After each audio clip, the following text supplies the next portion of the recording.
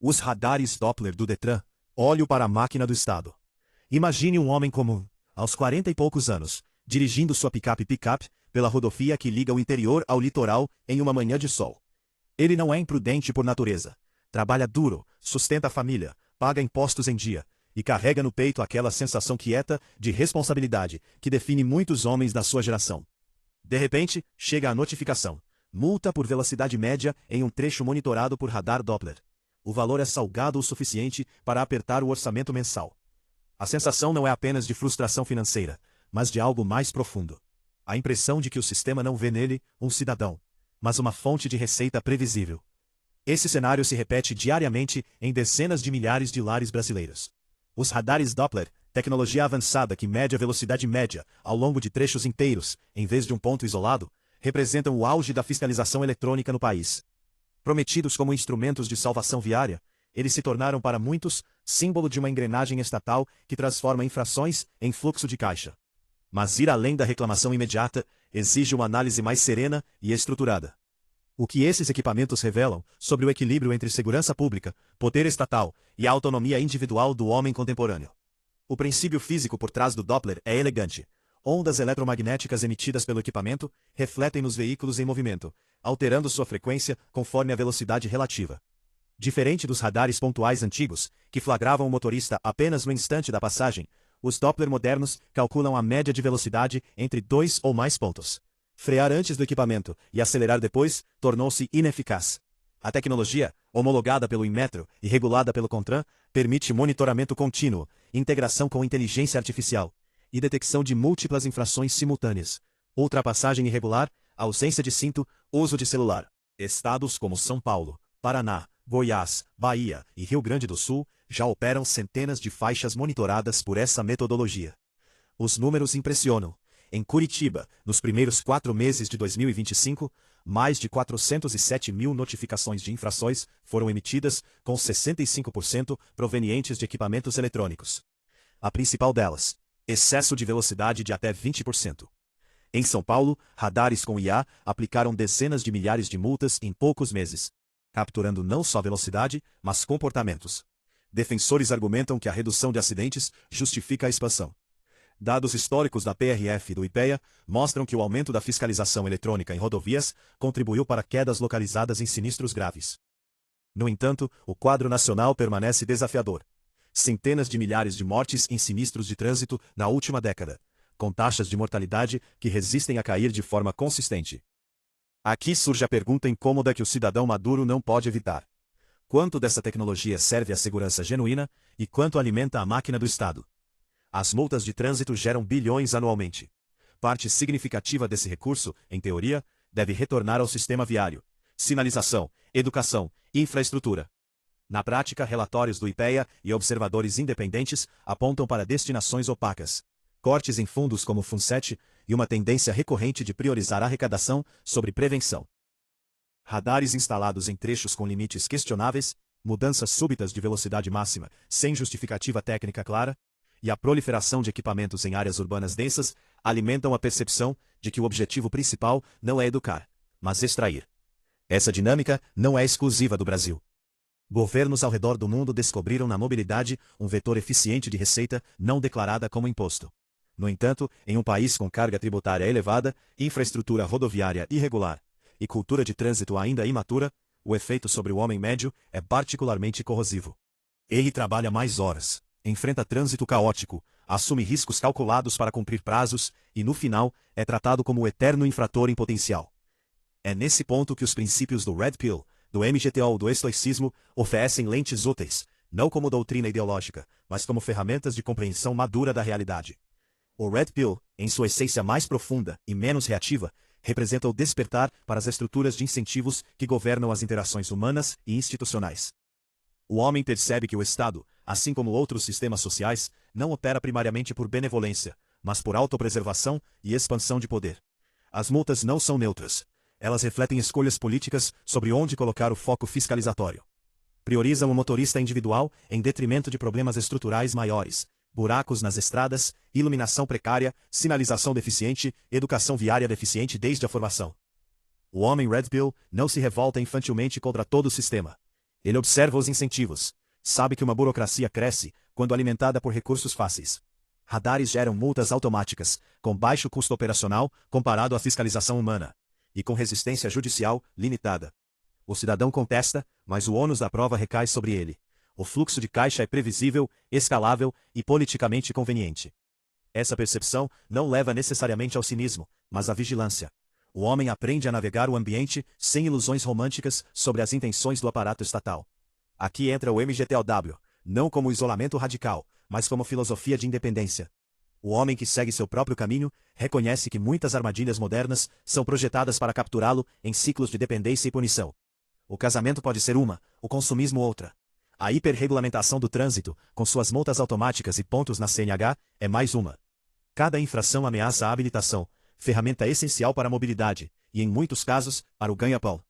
O homem MGTOW opta por minimizar exposição desnecessária. Planeja rotas alternativas. Investe em veículos mais confiáveis. Mantém manutenção em dia. Dirige de forma defensiva não por medo, mas por soberania sobre sua própria vida. Ele rejeita a armadilha de se ver como vítima perpétua, e em vez disso, constrói buffers, reservas financeiras, habilidades mecânicas, rotinas que reduzem o contato com o imprevisível estatal. O estoicismo completa o triângulo com sua sabedoria atemporal. Epicteto, Sêneca e Marco Aurélio lembravam que há o que controlamos e o que não controlamos. O limite de velocidade imposto, a localização do radar, a política pública de mobilidade, esses estão fora do nosso controle direto. Reagir com raiva, indignação nas redes ou conspirações não altera a realidade, apenas consome energia vital. O que controlamos é nossa resposta. A atenção ao volante, a preparação antecipada, a disciplina de respeitar limites quando fazem sentido para a segurança. E a contestação serena quando não. O estoico não acelera cegamente para bater o sistema. Ele aceita que o mundo contém injustiças e imperfeições, mas foca no cultivo da virtude interna. Dirigir com excelência torna-se uma prática de caráter. Manter a calma ao receber uma multa injusta, analisar friamente se vale recorrer, usar o episódio como lembrete para maior disciplina. Isso constrói resiliência. O homem estoico entende que a verdadeira liberdade não vem da ausência de restrições externas, mas da independência emocional diante delas. Ele não permite que a máquina do Estado dite seu humor ou seu senso de valor próprio. Essa integração de perspectivas, despertar para incentivos, Red Pill, busca de independência prática, MGTOW, e domínio do controle interno, estoicismo, forma uma postura madura diante do fenômeno dos radares Doppler. Não se trata de ignorar a segurança viária. Acidentes matam e aleijam. Homens, que estatisticamente dirigem mais quilômetros e assumem mais riscos ocupacionais, pagam um preço desproporcional. A responsabilidade individual no trânsito é inegável. Velocidade excessiva em condições inadequadas cobra vidas. O problema surge quando a narrativa oficial simplifica o complexo para justificar expansão de controle e receita. Considere exemplos concretos. Motoristas relatam trechos com limite de 80 km por hora, em vias retas, bem pavimentadas, com pouco tráfego, onde o Doppler captura médias que parecem arbitrárias. Empresas de tecnologia vendem os equipamentos para governos e concessionárias, criando um ecossistema econômico, onde o interesse privado alinha seu público na geração de multas. Dados de arrecadação versus investimento em infraestrutura revelam descompassos recorrentes. Enquanto isso, problemas crônicos, como a qualidade das estradas secundárias, o roubo de cargas, a imprudência de motociclistas em entregas urbanas, ou a impunidade em casos graves, recebem menos ênfase midiática e fiscalizatória. O homem maduro observa esses desequilíbrios sem cair em vitimismo. Ele reconhece que sociedades complexas precisam de regras e fiscalização. O automóvel democratizou a mobilidade, mas trouxe externalidades negativas. No entanto, quando a fiscalização se torna predominantemente punitiva e pouco educativa, ela erode a confiança social. O cidadão deixa de ver o Estado como parceiro na ordem pública e passa a encará-lo como adversário extrativista. Essa erosão é particularmente danosa para o homem, tradicionalmente provedor e protetor, cuja identidade muitas vezes se ancora na capacidade de mover-se com autonomia. Pense na jornada de um pai de família que dirige diariamente para o trabalho. Cada multa não é apenas um custo financeiro, é tempo perdido em recursos, pontos na CNH que ameaçam sua capacidade de sustento, estresse que afeta o humor em casa. Multiplique por milhões. O impacto psicológico coletivo é subestimado. Homens socializados para resolver problemas e carregar cargas sentem-se cada vez mais cercados por regras que parecem projetadas para penalizá-los por existirem no mundo real. A resposta estoica não é revolta, mas adaptação estratégica. Estudar o CTB. Usar aplicativos de alertas de radares, dentro da legalidade. Manter registro meticuloso para recursos. Priorizar rotas mais seguras, mesmo que mais longas. O Red Pill alerta para o hipergamismo institucional. O Estado, como entidade, tende a extrair dos mais produtivos e responsáveis para financiar ineficiências e clientelismos. O homem desperto diversifica suas fontes de segurança. Não depende exclusivamente da carteira de motorista como único meio de locomoção.